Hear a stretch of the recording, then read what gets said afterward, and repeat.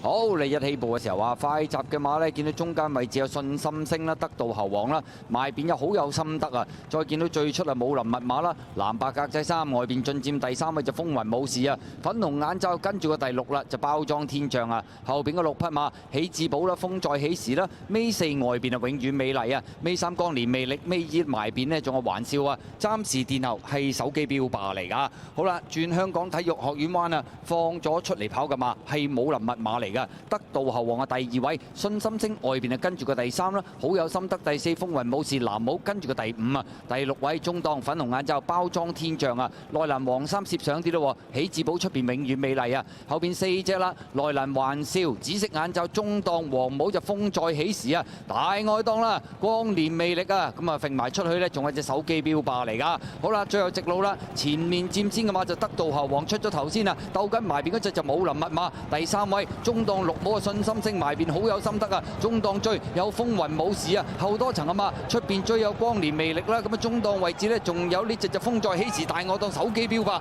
最後100零米武林密碼透出咗啊，中間有信心星風雲武士外邊追，最出仲有手機標霸，接近終點埋邊武林密碼外邊風雲武士，兩匹馬相當接近啊，睇下邊隻馬有機會到先啊，風雲武士就沿住個中外檔逐步蠶食上嚟，武林密碼以為鬥贏咗得道猴王出咗頭都好有機會嘅時候，風雲武士逐步追，最出嚟手機標霸第4名係信心色。